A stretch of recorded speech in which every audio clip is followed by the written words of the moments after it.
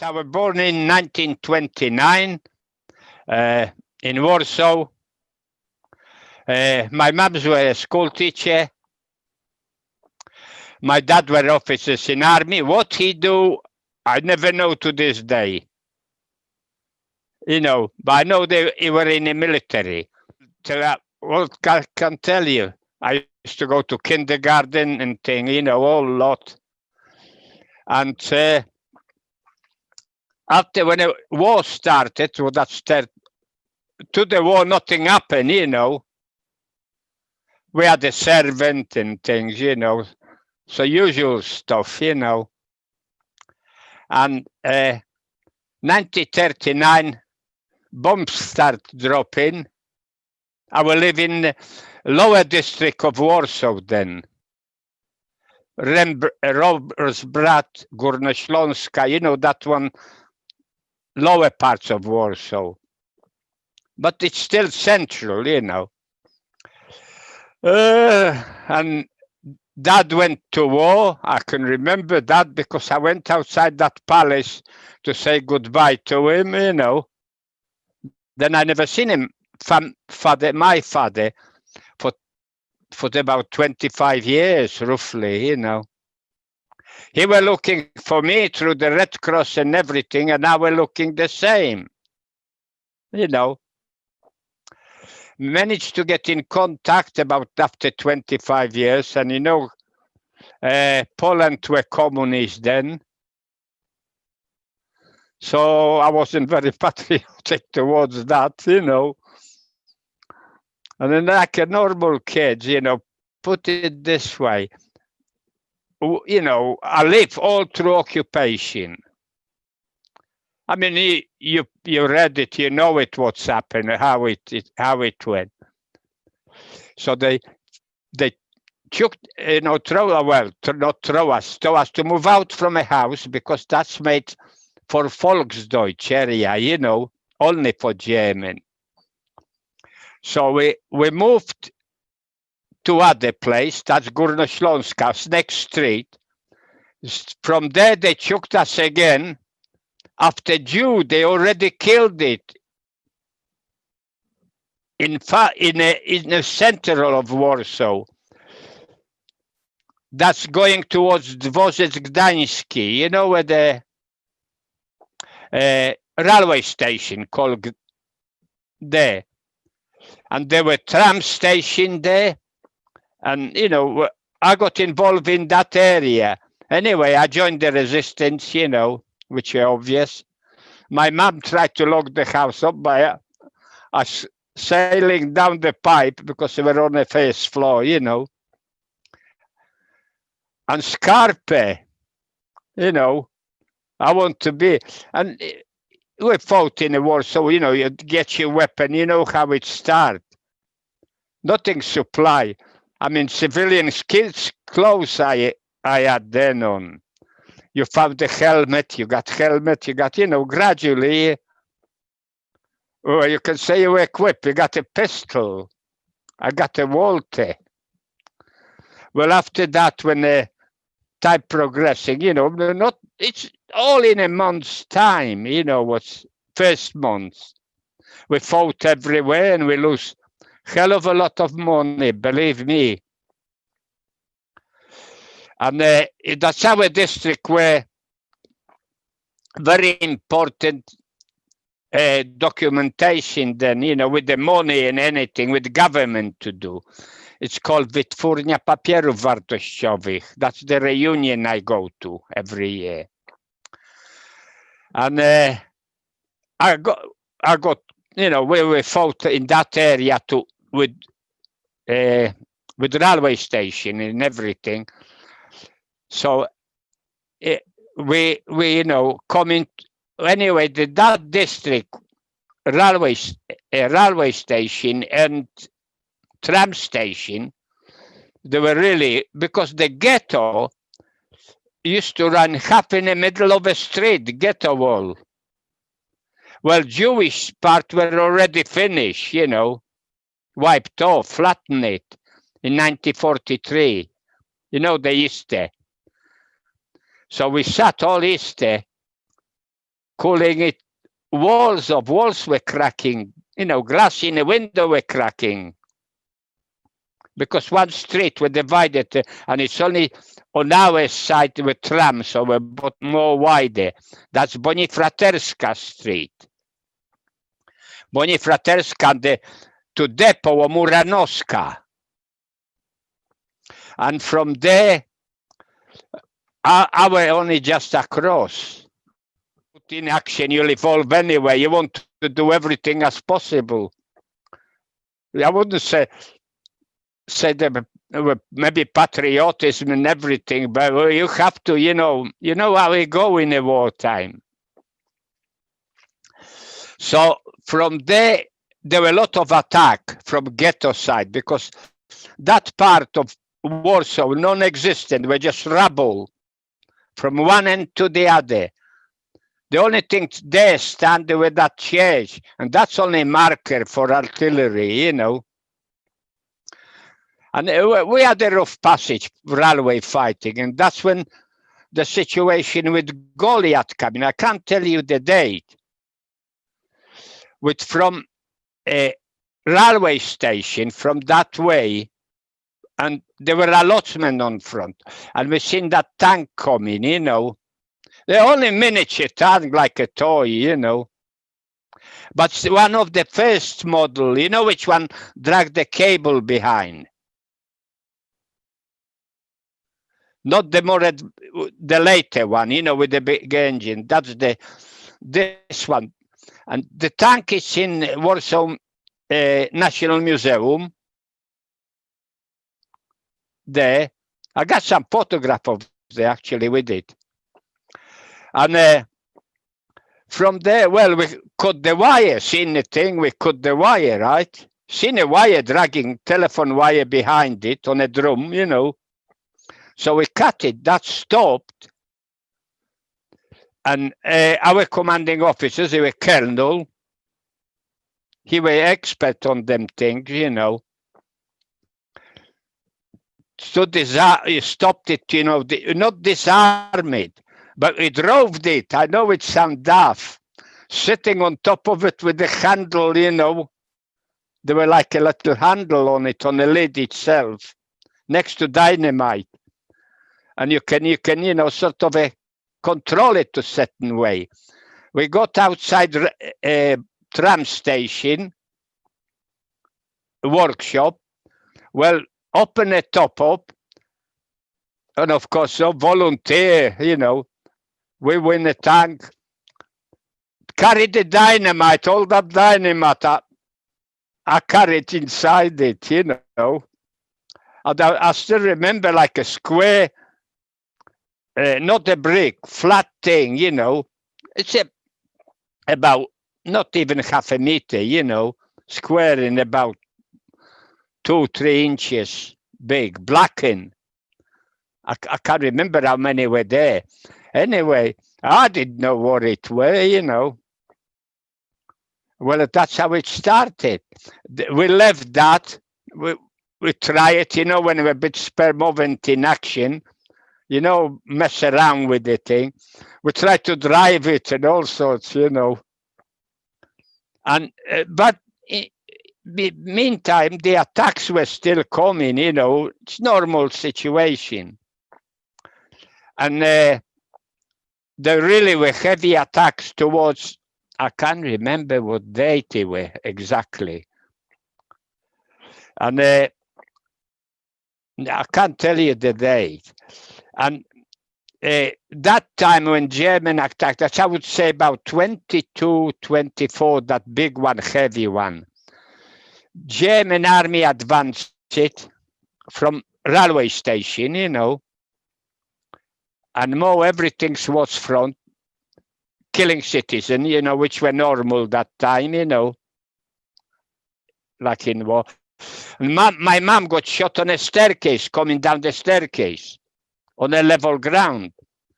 Well, I was too small to lift her up. So the only thing I could do, I know she was dead, lift her up, cover her with door which were lying, from a house, inside door, you know, not the heavy. Cover it and bottle, write the name, and we were hoping to come in next day, you know, to bury in the gardens up there, outside, you know. But it didn't work out that day. Nighttime they attack really heavy come, you know, to Świętego Bożego Jana church and hospital, madhouse. We used to call it a madhouse because they were prisoners who were, you know, a bit cranky, you know. And from there, it were macabre, people dying, legs sticking out in it. You wouldn't believe it. And it's all red. I never forgot that red behind, you know. Everything burning. And that's war. About war, I would say. No more than half an hour, half a mile, you know. Half a kilometer or so. Next street, with that street when we went to Mint, Wytwórnia Papierów Wartościowych. You know what it is. I don't know the proper naming. We went up there, we took a position, we attacked to Citadel towards bridge, you know, which led to other side of Warsaw. And they were, you know, really losing many rapidly, you know, we were going 10 down to, you know, ever so bad. And then we were inside it, and Stukas decided to drop a bomb. It was that, you know, one of them 1,000 kilos, them heavy one, big one. And the lads, you know, they know something about it, them. And he said, you got about 14 seconds to, you know. So we hide where we could. And I went inside the safe with the door already blown. When that thing blown off, you know, when the bombs blown off, they were outside the window, next where the office is now. When you enter office, you know, on Konduktorska Street. And what is that? Hold on, let me concentrate. Oh, and when I got scared, panic. Because I know the building on top of me, you know. So I shout, scream, and somebody heard it. The lads come in, lift it up. I shot like a rocket for, you know, down below, because it's all said, you know, what it is. It's like Bank of England. In corridor where we fought, I got a first aid by a nurse. I don't know who he was. I can't remember him. There were 5 or 6 of them. One were doctor. And then they patched me up. I never forgot that one, because, you know, anesthetic, nothing in them days. So they sat me on a chair. They got like a clamps, like a nutcrackers with the teeth in, you know, to put the skin together on the back, you know. And I can still feel that them pliers going on my head, you know, scraping the bones. Anyway, I were already full of lice and everything. You know how that's were normal there in them days. And that started rotting away a bit, you know.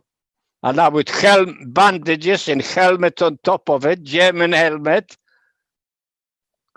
You know, and helmet were big, you know. So with that, we fought, you know, we still were fighting towards the end. And the end, then the order coming only about a few days later, I can't remember the date. With the last groups, we were moving from Old City. That's where last stand we were. Well, the one who were wounded had to go to Canal, to Suez. And I entered Suez, it's place, hold on, next to Franciszkańska Street, not Francis, I forgot the name now of the street up there, to that gutter, you know, the round one, down, and you know, it's another wards below, you know that, because that's the main artery from another district running there. And every tied to each other with the rope, you know, and they were leading us to central Warsaw. On our district were no waters, no gas, no electric, nothing, no food, nothing. It take about, I don't know, about 10, 15, 20 hours, you know, to come out from there. Drunk as a pig we were, you know. You know, we come out and they went to the Adria Hotel, which I don't think exists now. To Adria Hotel, then they had some clean clothes of what they accumulated, you know. I remember trousers, I had it, man trousers, so I had it folded inside. It fits right to the crotch. Jacket, sleeves halfway turned, front of the sleeve were right under the armpit. I look comical, honestly. But weapon, you know, we got weapon with us. We took what we could. But because we only had hand weapon, you know. And we arrived there and they post us to where it's parliament, Polish parliament. We went through Złota, we got hit with the Nebelwerfer on Złota and that big bomb there in the middle of the road again. And we were moving sort of from houses to houses, but we didn't go through the top. There were just knock walls, you know, cellar and everything. So you could travel in Warsaw all over the place.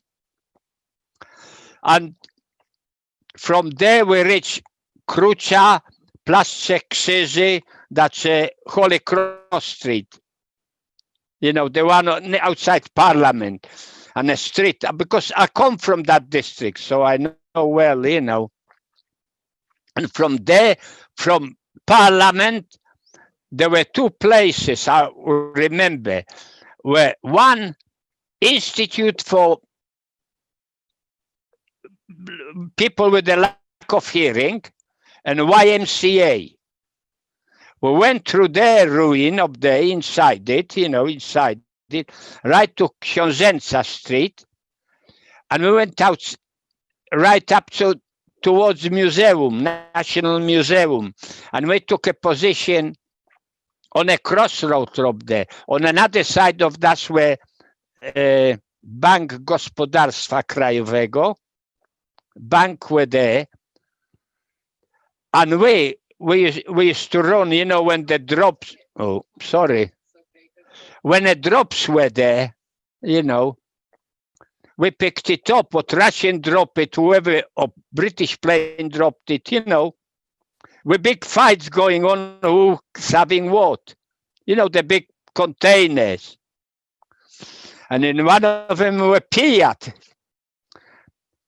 So of course I went for Fiat, got the Fiat out, you know, from that box, you know.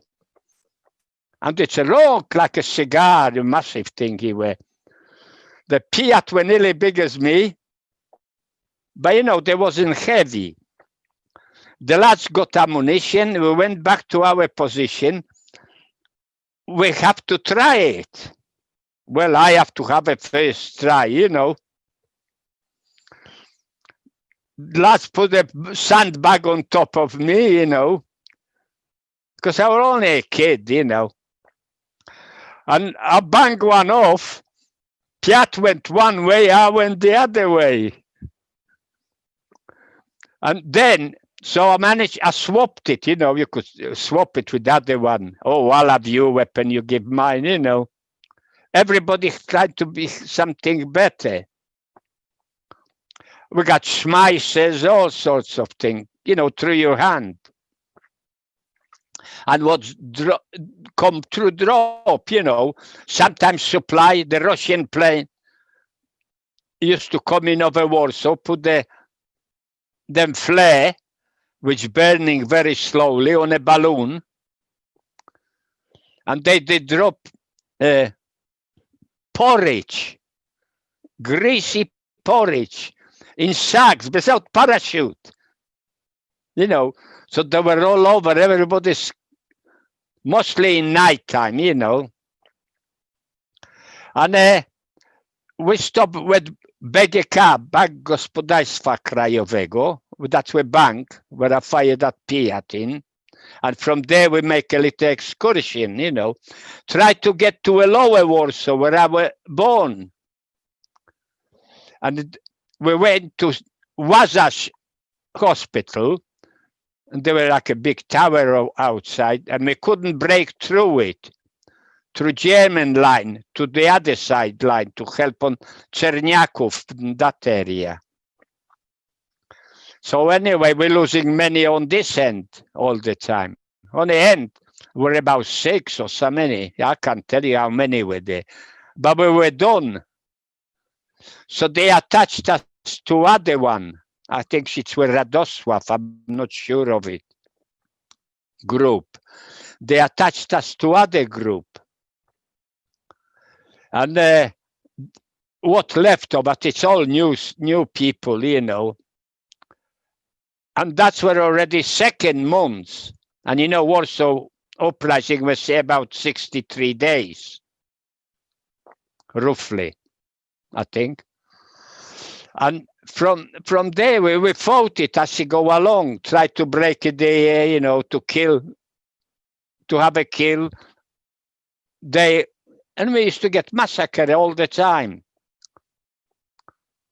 Our colonel, the officers got killed, lot of men get killed, all nurses got wiped out in the old city, you know.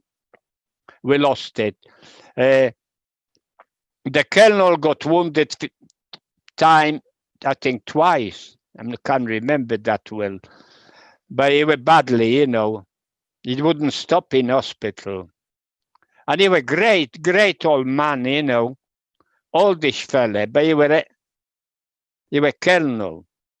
I met his wife actually a few years back. I met people, you know. And that's from there, there was a fight dying out. We're now fighting on towards the last few days, you know, because we tried to surrender and all that.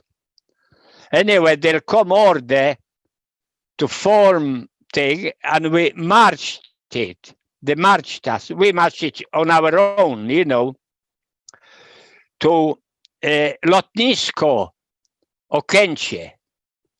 Damn, they were imagining me going with the Russian rifle about 2 meters bigger than me. You know, the anti-tank rifle, where you take barrel off. Barrel were about 1.5 meters. But I could fire that. And anyway, so we went, they marched us up there. We dropped everything on a basket. And I can't remember, give us few hours or, you know, till German organized themselves, you know, and march us towards Ozarów, cable factory. That's about 15 kilometers, roughly. I'm only saying roughly, you know. All marched through Lvovska Street, right up there. And from there, we went to that factory, cable factory, which, you know, in the olden days, the cable used to wrap in like a canvas with a dye on it. Well, there was straw up there. We stop at night there, you know. And next morning when you get up, there were one were blue, One were yellow because the gases from the paints and everything was on the floor. And they marched us, then formed back again. I don't know what time it was or nothing, because, you know, they marched us about 6 or 8 abreast through Warsaw.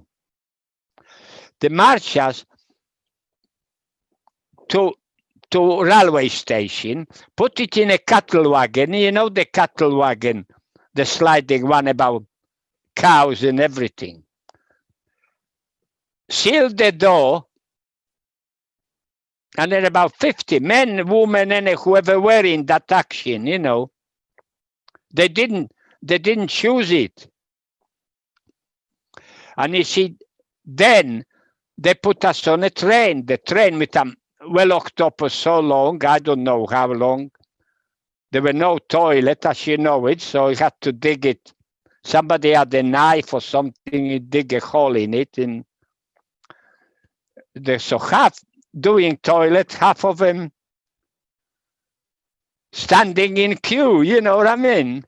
Because we had no food in Warsaw. We had nothing. We had cats, dogs, what they call obvious. The one from brewery, Haberbusch Brewery, fermented beer, and we used to cook it. But the only trouble, the shell was still on them. So when you're eating, you spit it. They call it spit soup, you know. And anyway, I think they give us, when they went, they give us a bit of a brown bread. You know, when the bread was square, long one, used to get a portion about 500 grams or whatever it were, you know, because they were all sliced up. And some axle grease, that's where marmalade and beetroots, you know, and things like that. That thing. Locked the door, and they didn't open for about 2 days, 2-3 days. We arrived somewhere on a border or to Berlin or whatever. I don't know where we were going. And then I can't remember if they deloused us in there or deloused us afterwards. You know, when we reach in Sandbostel. And they don't open it for about 5 days altogether. Some died there, you know, and that's being winter, that wasn't so bad, you know. It didn't stink, you know. And they let us, we were about 5 hours, maybe late. I think it's in Berlin or somewhere there. Or no, Alten-Drewitz. That's where I don't know, stopped there. And they opened up, had a look at it one side, took a dead one out, you know, slide it up. The women were with us, mix, you know. They didn't segregate it. Till we arrived in Bremerford. Open a wagon, took us on a thing, and walk again with escorts, you know. And half of them, they were already all these soldiers, you know. Because some of them had a helmet from First War, you know, with them 2 spikes on the side. And they escort us to Sandbostel. I remember that gate, big, massive gate. That's the only solid gate they were, you know. Only from barbed wire, you know, no, and the wood. There were blocks there, the blocks here. I think that's where the garrison, German garrison live. I can't remember that. But there were first aid, you know, doctors there and thing. And they chased us in queue to get our number, and they were it's like a big square massive box what tea used to be in it. Had to stand on it, and they used to give you like a number plate, black one, with a chalk written on top. You say Stalag 10B and your number. Then I went to the next box, and there were soldiers with I don't know what it called, flit. You know, a gardener use him like a big cylinder here, there, and a pump here. And we had to close off, stark naked, you know, to disinfect us, you know, to spray us. Oh, it stunk, it's your eyes out, that will. And from there, they march us to a barrack. Well, we got sent right to the last barrack on the left-hand side. I think it's 22. I don't know why it stand 22 in my head. There were windows in barracks, and there were four layers, you know, beds. They were full of plank of wood up there and some straw on it.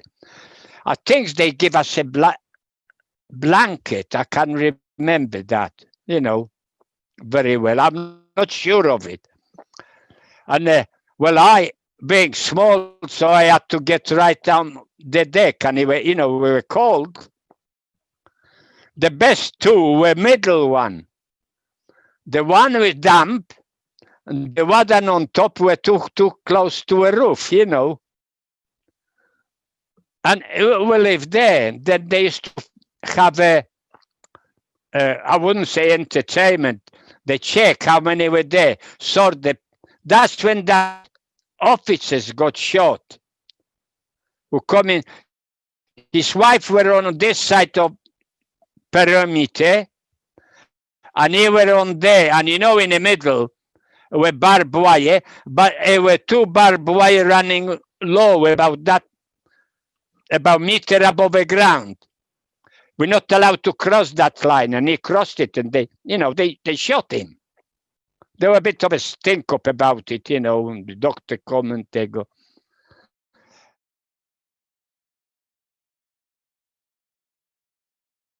The old tower guard, and they were prisoners, and German army were guarding us in camp. Each camp were, how could I put it to you? With the barracks, so many barracks, and there were barbed wire up there, and there were sentry boxes, you know, in there. And they used to, well, some of them didn't have a sentry boxes. That one where that Meji got shot, there were no one. They shot him then, you know. And the other one, each camp had their own sort of a guard. Some of them were good, you know. Some of them were bad one, you know, which is always. And give us some brown bread, you know, and think for that day, you know. And an appel. And a toilet were on the right-hand side. Yeah, you know, like a big log. And so few jumping inside it. You know what I mean? Just imagine so many thousand men. And cookhouse were towards main gate on the right-hand side. And I remember, the reason I remember cookhouse, because I never seen such a big pot in my life. When they marched us, they were like a searchlight. It turned with the handle, you know. Well, appel, you know, on appel, we outside the barracks had to stand, I think 4 in a row, in 10, so it's more easy, and it's to go, you know. Sometimes were quick jobs, sometimes used to take hours. till Italy, number, how many were there.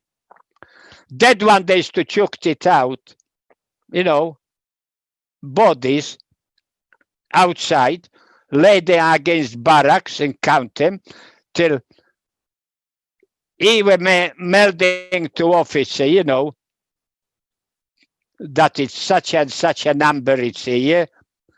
And they walked away till the next day. But they not exactly same time, you know, we didn't know it when siren go, we had to come out. And well, it was nothing to do really, you know. Some of them, they made the cards, some of them, you know, after a while, from all this, there were 1939 prisoners as well in that camp already, Polish, you know.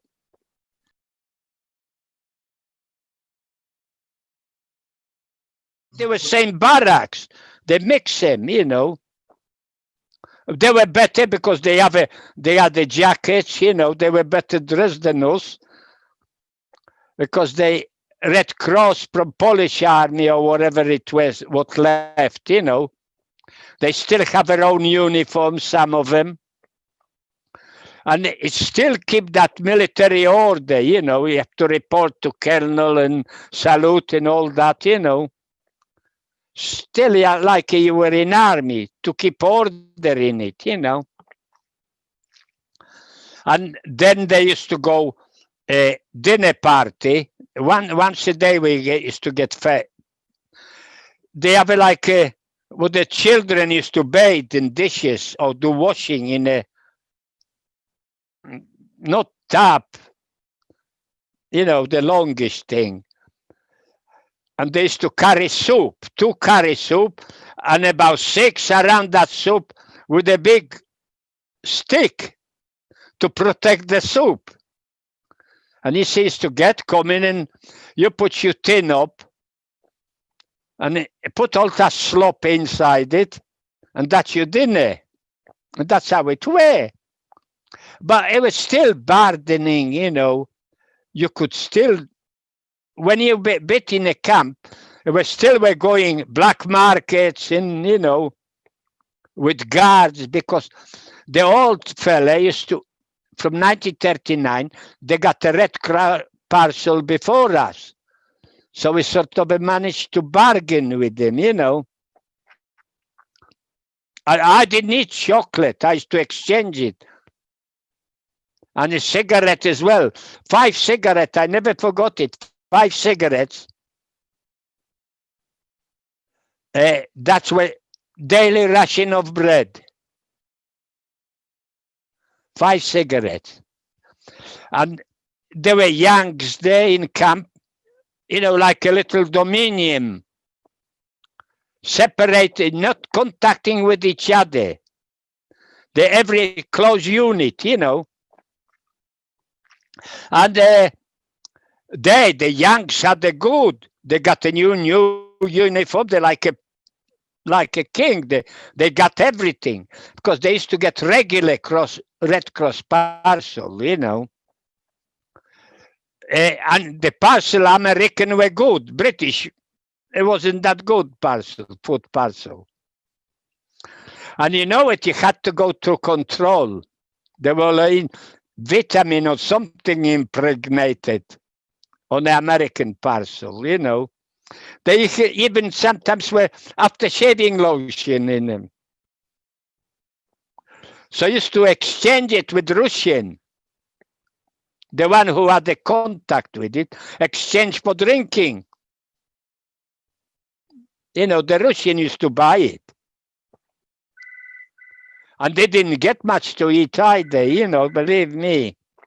I can remember chasing to that across road with the main gateway, you know.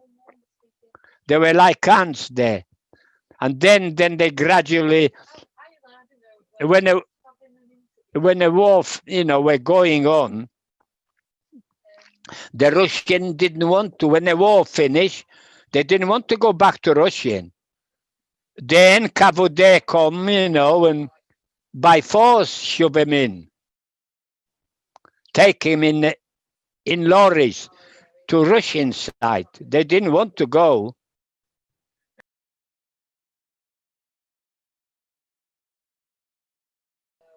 They call it unmensch, you know, non-human. They didn't bother about him. You remember the winter? They were about January, March, I don't know. It was still cold. And you know, in a swamp, it was cold in that time. I can't tell you exact when it were, but I remember them because they were like inside the camp, a big square. And that's when they were loading, they guarding him and loading him in 3 tonners, and they didn't want to go fighting. They used to shoot him and all, you know, just to get him in. And we just, our, you know, when the war finished, they just vanish. But you can see how the war were progressing, because first we got a regular soldier, then like a home guard.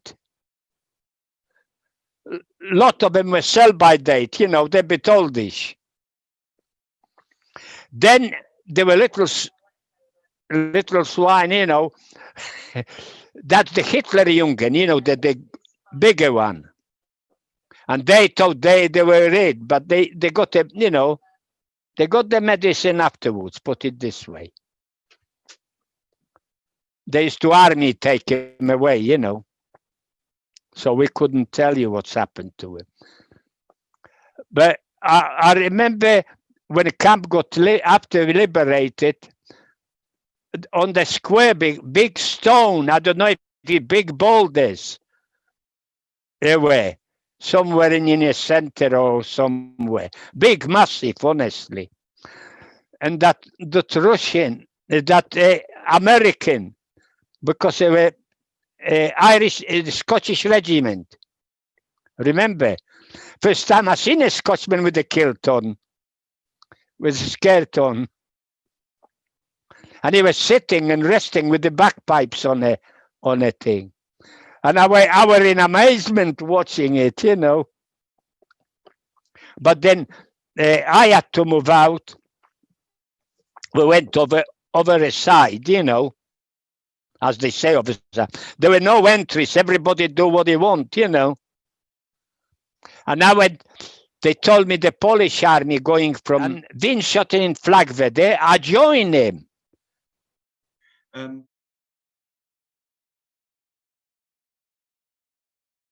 Yeah, the Polish women, they moved them on a first, I would say in a first month, they all moved them to Oberlangen.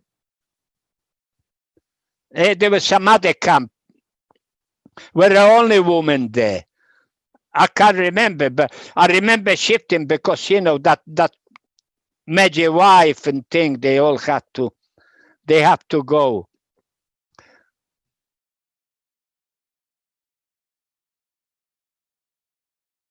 Children, I didn't see it, be honest with you. I never seen a young one there, really. The only one I've seen is the one I told you before. They were about slightly older than me. Had a little hole here, you know, to doctors say couldn't breathe.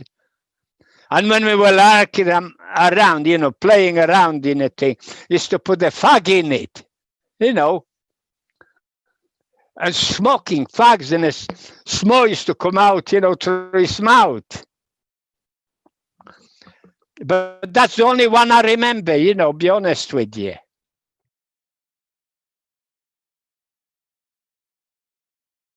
Well, you put it this way. I was pretty safe because my uncle were there then. You know what I'm talking about? I'm talking about froggies, French. Not very partial to them. They you know, German used to always said, oh, S, you know, unmensch, the non-humans, you know.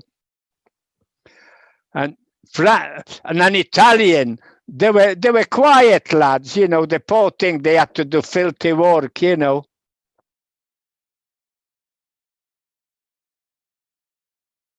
Scheissenwagen, you know, harness to long barrel, wooden barrel, with like a little flaps on.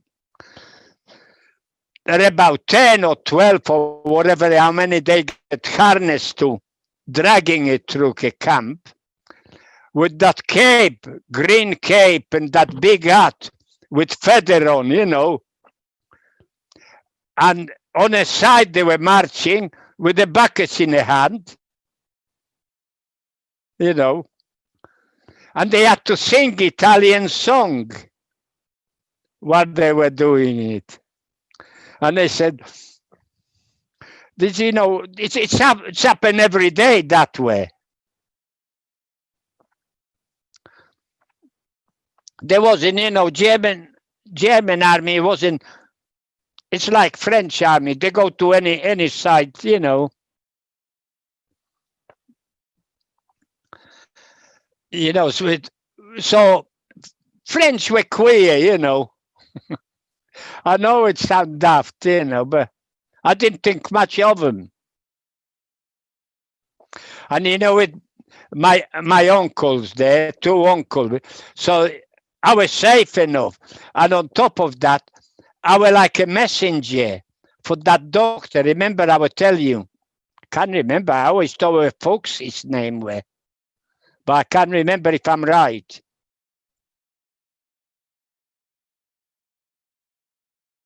Well, he sometimes call me, gate. They let me go through the gate and bring medicine for, you know, for somebody, you know. And I didn't go in the camps.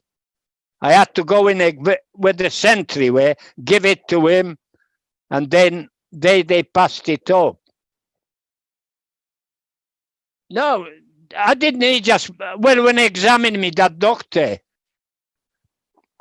because you know, my head were on the move, and he sent it, so they had the lousing and all this, you know. And I think she probably took pity on me, you know. I was the youngest one, where I could see it. So he said, I couldn't do no much harm anyway. But on the beginning, guard were, you know, proper soldier. After that, as it come, you know what I mean? The worst one were with Hitler Jungen. And there was one left in a camp, you know. Some code they used to, I don't know what they did, like home guard. They wasn't very happy. They were worried, you know, crying eyes out. Because then, you know, people who were in a prison getting even, you know what I mean?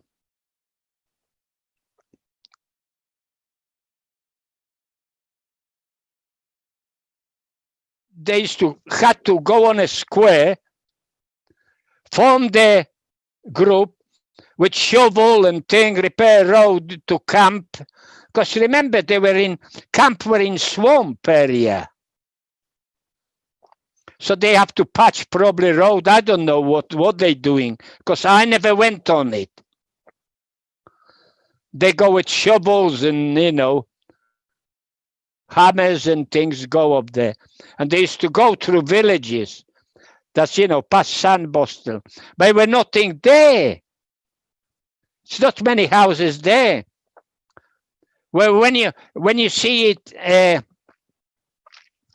Sandbostel, I remember that stagnant water around the camp. There was it's like another wall. You didn't dare go because you sunk in. You know, you sunk in. Actually, you couldn't stand on it. You know what, they all need turf, which is green on top. You can sort of a stand if you're careful. But there, nothing. They were brown, mucky water. So you couldn't dig it like in another camp, you know. Oh, everybody talking about that wooden horse camp, you know, Lufttag 3D, you know, or whatever they were. But you see, you couldn't do nothing in there. They were away from everywhere.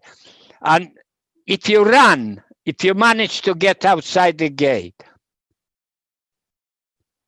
where you going run? There was nowhere to run.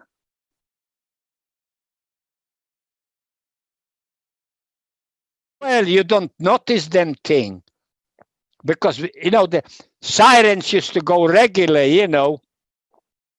If sirens, something gone off or get the dead out, you know, or whatever, you know.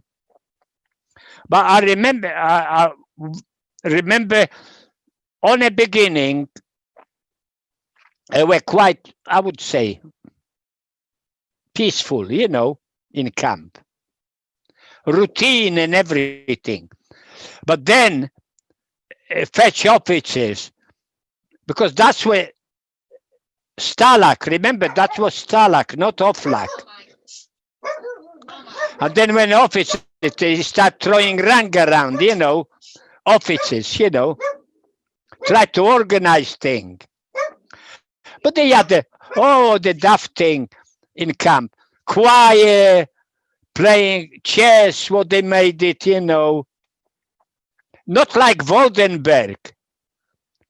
My dad were in Waldenberg. He'd been in Murnau as well. And Waldenberg were organized to perfection. They had a university, they had everything there.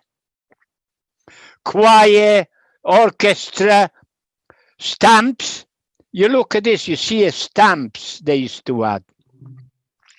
And they used to send a letter. You're allowed to send a letter to family, I think once a month. We used to get it. You know, well, I didn't get it because I didn't know where my dad were, you know. But to send it to Poland, while he were in prison, I knew it because the letter used to come out. They like a thin paper, you know, like airmail in olden days, fold up. And they used to already been censored, you know, with the black ink. You couldn't see what's there. And you could send, if you had saved some money, you could send even present to family. I got it from my old man. I don't know which year it was, I think. Just try to thinking which, about 3rd or 4th year, he sent me train, most beautiful thing I ever had. From Berlin, carriage in a big box. And I tell you, that train saved me life many times. Because when, SS communists to check through the house, they have a look, they walked in and he said, oh, spot a train. I always have it laid down, always playing with it. And a thing. And my mother had like a certificate that they were, sent from so and so. So they never touched that. But, when the Warsaw uprising, everything went up the smoke. Well, I don't know. They tried to teach me play cards, but I lost it. Poker. 5 days, I never had the bread then. That's learn me. Never, believe it or not, to this day, I never have a cards in a house. It teach me anyway.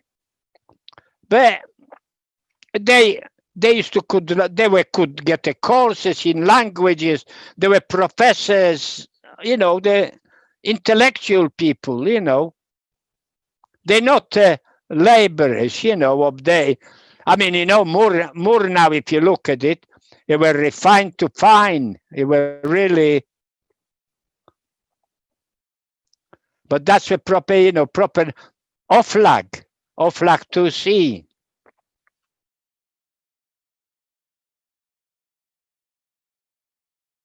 Yeah, they had the mass, because remember the German, same with Catholic, is a lot of it, you know, some Protestant. There were no Jewish ceremony, I tell you that. There were no Jewish.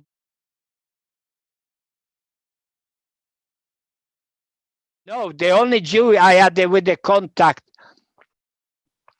my mom used to teach before war in part of Jewish section, you know.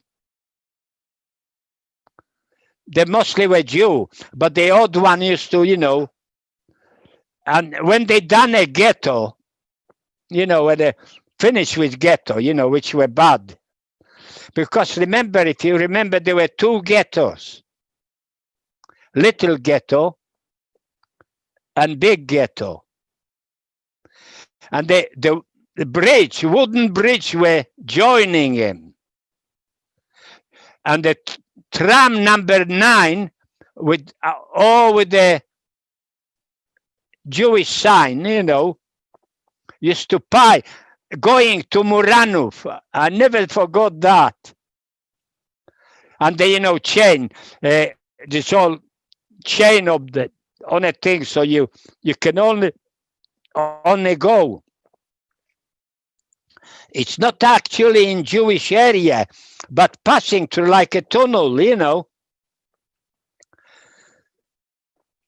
You see, I live on a till war, till Warsaw uprising. I live on a city where Konwiktorska Street, where that big thing is. Citadel next to it, dancing railway station there. And that used to be corner of ghetto, right up to Długa Street. But I mean, remember when they were wiping ghetto up, you know, when they were finishing. But because we get a house after Jews, allocated, you know, when they took us from one end, it was still little prayer books still on the wall. You know, when we come in, we were living on 5th floor, number 50. And the address was 27 Bonifraterska Street. And for many, many years, I was thinking, what's the street behind? And I just recently find out the street which connected like a triangle where the houses stand. Przebieg. It's called Przebieg. You know,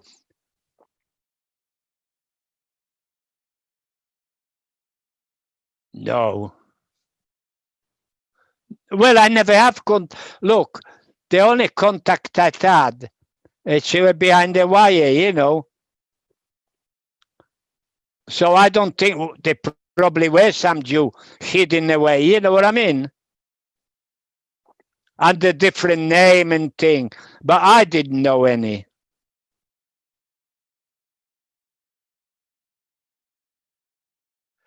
I'll be honest with you, if I tell you I can't. I never been, you know. They usually, the only thing they have like a, where they used to lock him up. But what's happened to, I couldn't tell you. It's not like Auschwitz, you know, mass. They were on gentle scale, you know.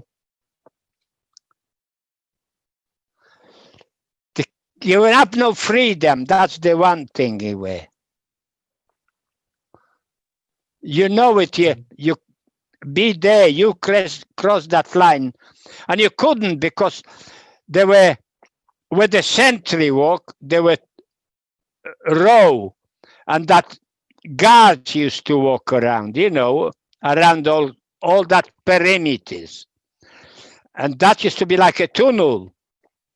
And here were about 5 meters, another barbed wire on its own, about that high from the ground. You cross that and they'll pop you, So I can't tell you if, I never seen any. I've seen execution and all that, seen all through occupied Poland, but I never seen it in Foxley. No, not Foxley, Sandbostel. I've seen it in Poland, lot of it, execution, When they kill Kuchera, that's when 1,000 Poles die. And he used to be on, them, where put the adverts in, them round barrel. Used to be on a pink paper and used to say obwieszczenie. And it was all name, 1,000 name.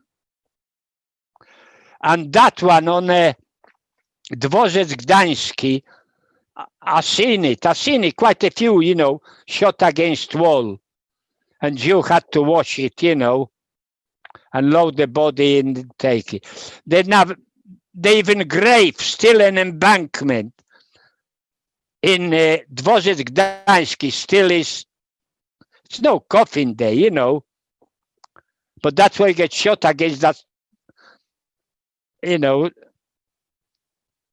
height, it's like a roadway going up of a bridge.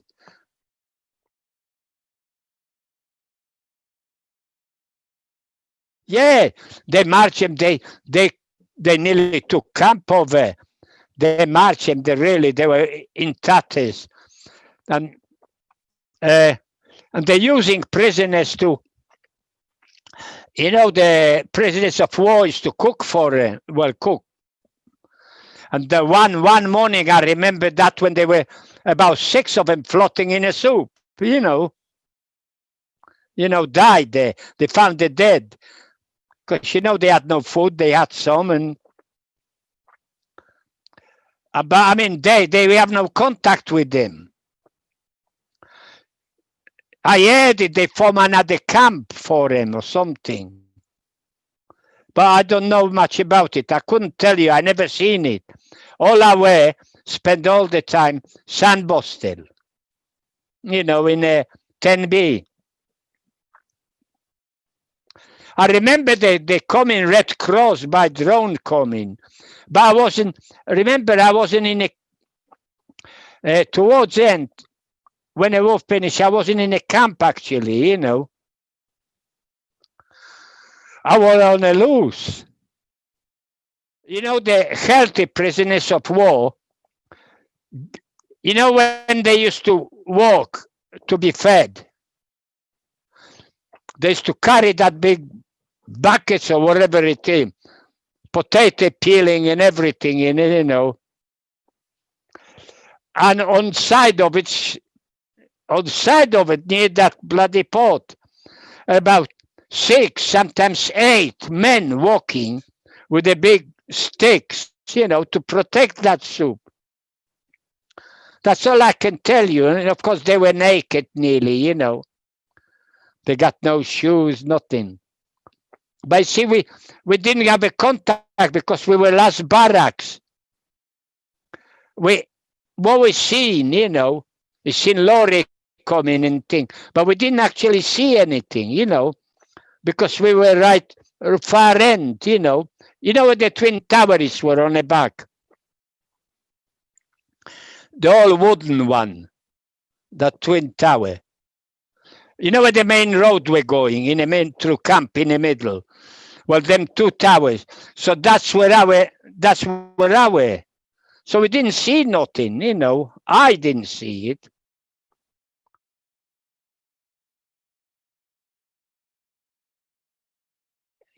Prisoner, we didn't took notice. I know they broke on, they were shooting and thing, but I didn't see nothing.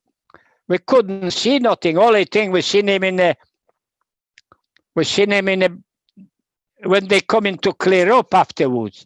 And now we're with the doctor, you know, carry his bloody case, you know.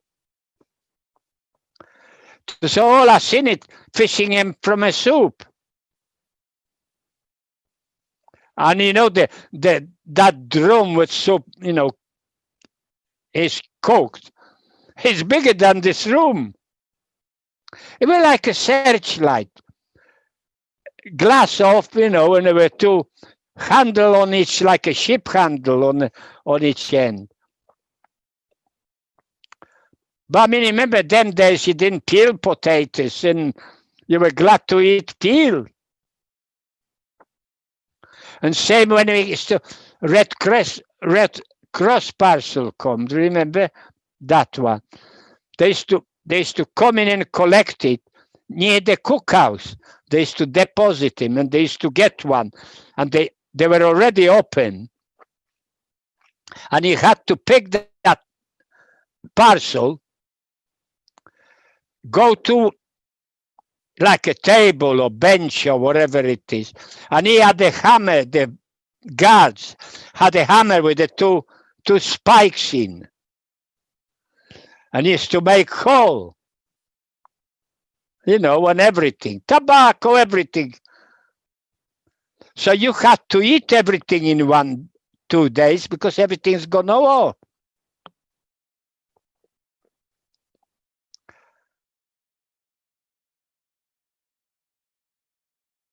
Well, it's not liberation. The liberation were Scotch regiment, you know, we all, the gate was still on it. They didn't release us to lose, you know.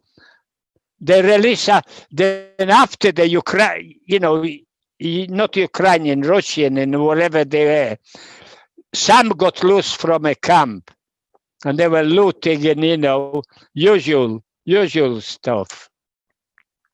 They always said it. Anything they'll have it, Russian have anything from 9 till 90, you know. They used to say that, and that's how we were. They grabbed the young lass on the field, that's it. She were gone. One get up and next one were in queue. But that's happened, you know.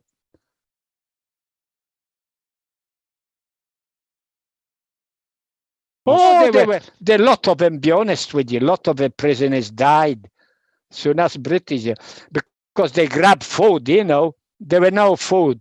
And British tried to abstain him, guarding food, not to kill him. Because, you know, if he got it too much, that's it, they were gone. I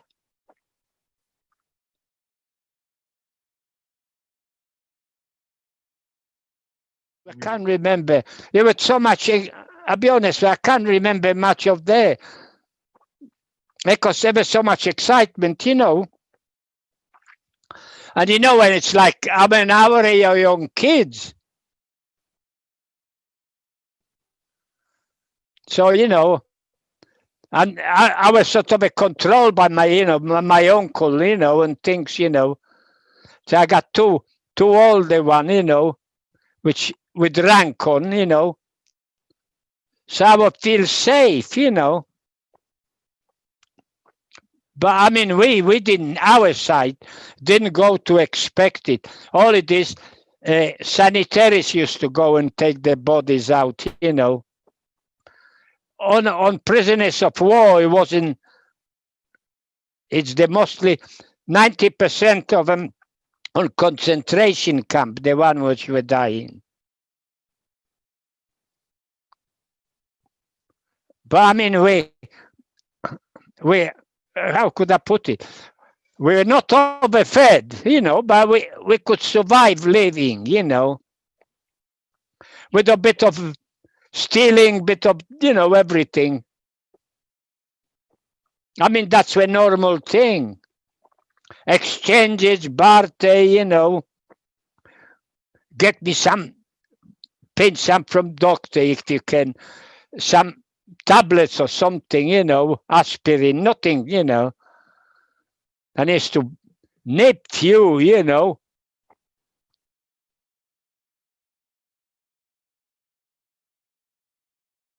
I was surprised where they got it from, because I searched all my life for it. Not that photo I said look for. I couldn't even remember it happened. I remember it's happened, but I couldn't. In my vision, I want to see a photograph me with Stalag number plates, you know, on a black board, painted all about that big, with only scribble. And he said Stalag 10B and then number. And I got it all my life. I don't know why, but I thought different number they were. I know there were 3 and 2 in it, but I didn't know what order. Because remember when Stalag, there were 3 phases. First phase, 1939. They got the registration. They were about, I heard it about it. About 4,000, maybe more, were prisoners there. Then we come in, about, that's increase it, you know, but we have different numbers as they had. You know what I mean? So with the later comer, and the one with the come out with the concentration camp, I don't know if they had the number print them on them, because they had the tattoo number. They got tattoo number on from Kriegsgefangene, from concentration thing, the one they come from. They got a tattoo number, usually here. So yeah, I didn't.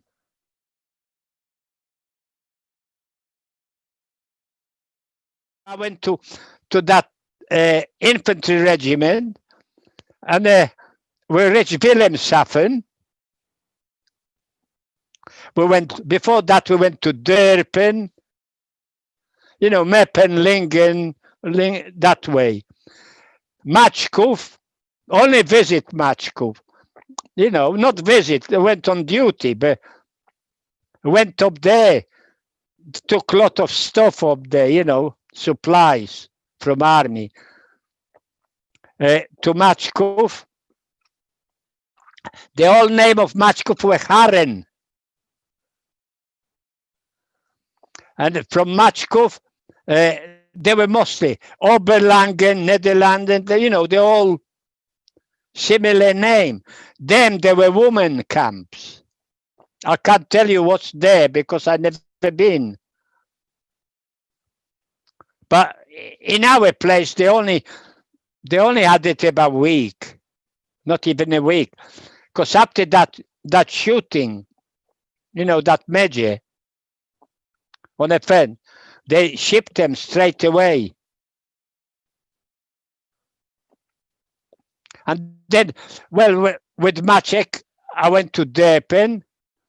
We stopped on a farm. The offices, our squadron, were school. From there we went to Wilhelmshaven, to Marine Kaserne, next to that big bunker. Is it still stand? There were Mazine on the main road, Mazine Kaserne, big. And there were big tower, I'm not kidding, enormous, standing covered in, you know, green. And then if you go on another side, there were submarines sunk left, right, and center. Well, I went, you know, naughty boys, and they said, well, they better send me to school, you know, to cadet school. And I went, they post me to Italy. Well, to Italy, I went with the army transport, back of a wagon, you know. And we stopped, we went from Wilhelmshaven, went to Hamburg went down towards Innsbruck, through the Brenner Pass, Bologna. We stopped there. I can still remember that place where Poles liberated, you know. There, from there, Rimini, not, you know, like a transit with the stuff what we're carrying, delivering, you know. Rimini, where did I went after that? Oh, Ancona. Ancona, we live in a cloister where the nuns used to be. I used to sleep under a pulpit. You know the pulpit where they preach from, right on side of a hill, on that side were hospitals. I stopped there. Then I went to Trani, Barletta. Then I went to Assisi.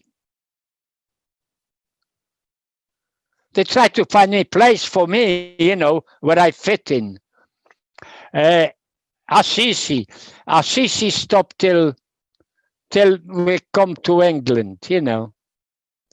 Assisi coming on ship from Calais across to Liverpool. Liverpool, where did I went from Liverpool? Hold on.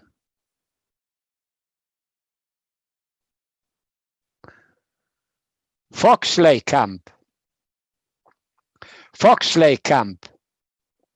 Now called Sterling Camp now. Foxley Camp, and then I went to Royal Armoured Corps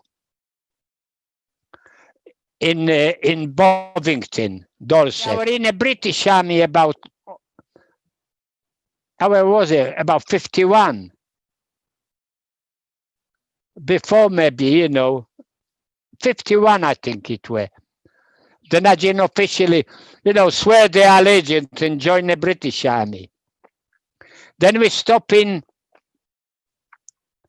Barford, that's Barnard Castle, Darlington.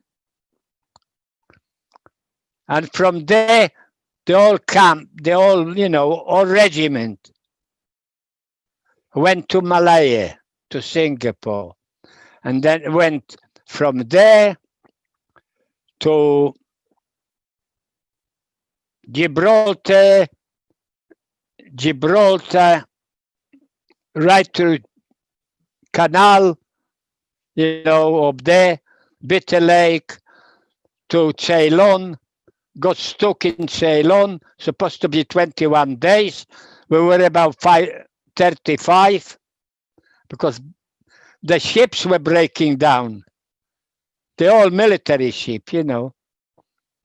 And we reached Singapore, 1 month in Singapore, under a tent, to acclimatize, you know. And from there get posted all over Malaya.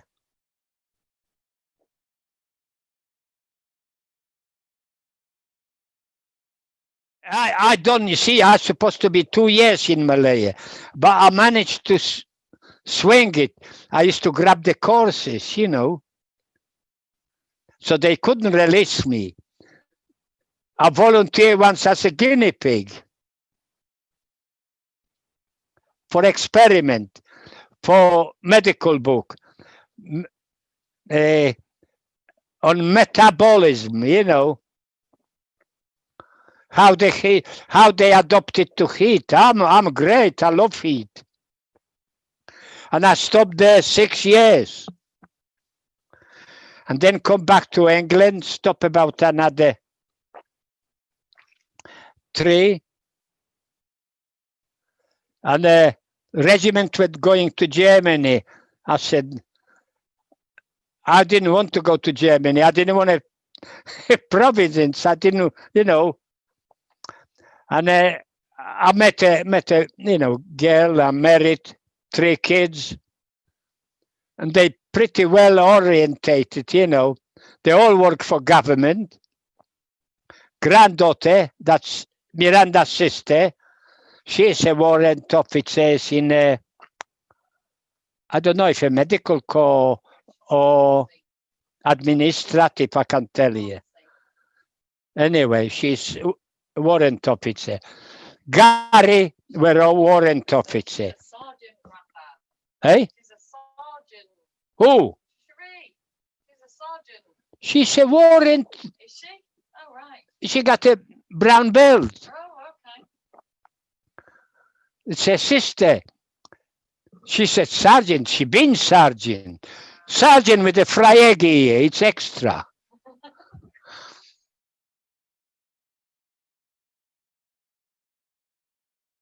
Well, I didn't went to Poland, and since the war, I only gone for holiday. I couldn't go. Communists took my passport away. So I was a displaced person. You know, after the war, belongs to nobody. So they decided. I went to CO, you know, to commanding officer, and he said, "Where I want to know where I belong." I'm married. He said, "What do you mean where you belong? You are British." I said, "Well, I have no proof, you know." And passport come. I'm a British subject. You know, army done it straight away. And I went to Poland when the communists were there. I didn't like the situation there.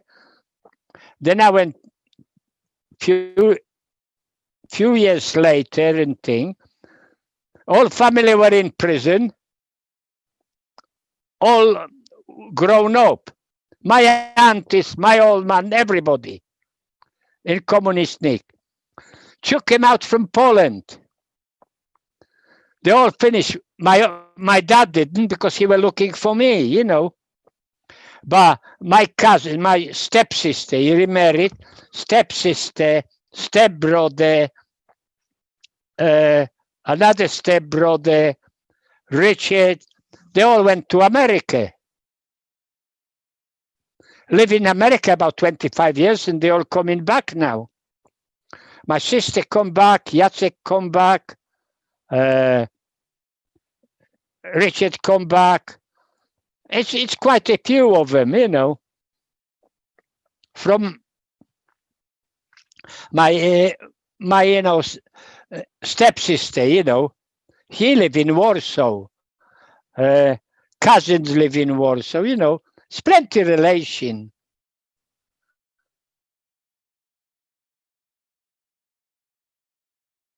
Well, I got a thing. I can't. Well, next one. I missed. I've been this one. But every year on the 1st of August, it's Warsaw Uprising. I get it from consulate, from embassy, you know, letters. I got them all here. And they make a long photograph about that long. And it's 100, and you can see it. 3 years ago, we were packed solid. A museum, Warsaw Uprising Museum. Now, it's only few. And I go to Maine, got presented more. I got a Kulesha, that mate of mine, you know.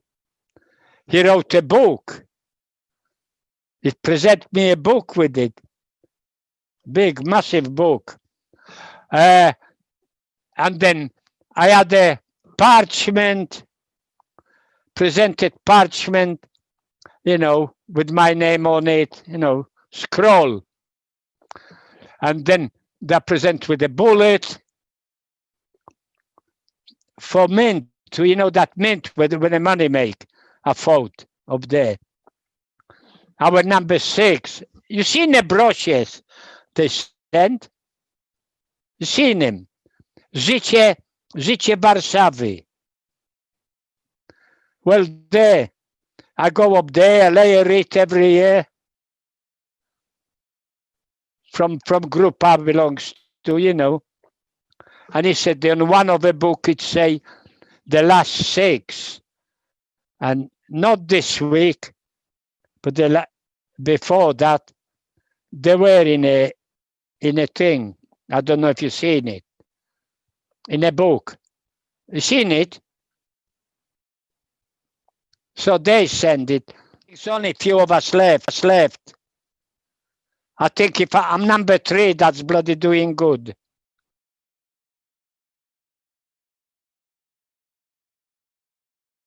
No, that's what I feel. I always fancy when I work even auf Wiedersehen, Petlark.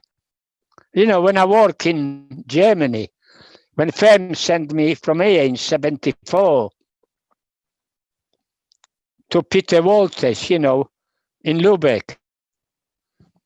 I wanted, but you know, always something happened, you know, up there. And when I met that family, German family, you know, we used to go everywhere together. She got children, you know, and I used to Saturday straight in a car in a Taunus. I had a car in Taunus to there, and mostly people from which escaped communism, you know, up there.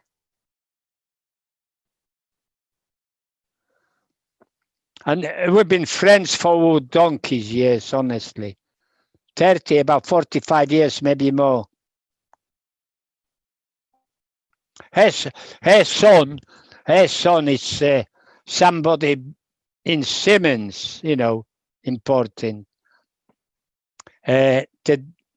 The daughter, Kathy, she married Stefan. She lived in Ghetto, pastor house.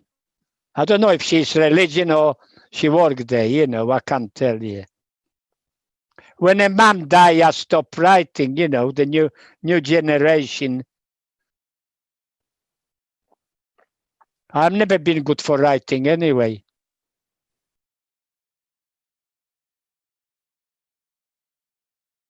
Jimmy, I have nothing against German people, don't get me wrong. Except certain people, and you know which one it is. SS. That's why I don't know. I mean, I think seeing it done, it's impossible, you know. What I've seen in Warsaw were done. I mean, when Kuchera got killed, they hung how many? 5 or 7, I can't remember, priests on a balcony. And the whole district had to go, you know. And the little things on your mind.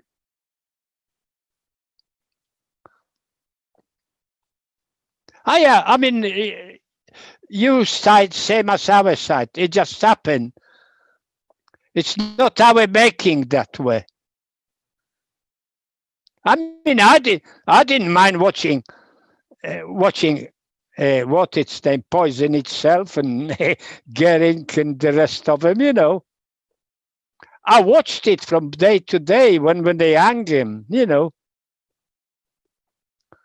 But it don't solve the problem. But I had some friends, German lads, who used to work with me in a factory. He had the right hiding from Gestapo.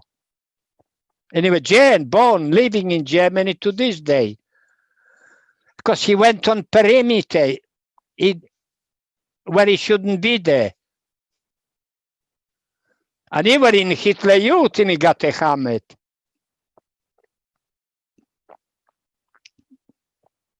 I mean, I went on a wedding. When Kathy got wedding, we come back, me and Dale, you know, to a wedding. Yeah, you know, nice people I know, and the other one I don't want to know.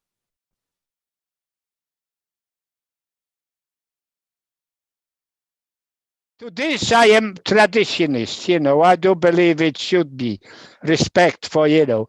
I mean, you fought for your side, I fought my side. He come in again, probably will be fighting Chinky or somebody else's, right? But you and me, we're only little fish in the sea. How's the politician deal? I always said it. Stalin got the best method for politician. Because you know it, he bumped all his. Our reading book, and he killed all Molotov, all them general. They all finished in Siberia.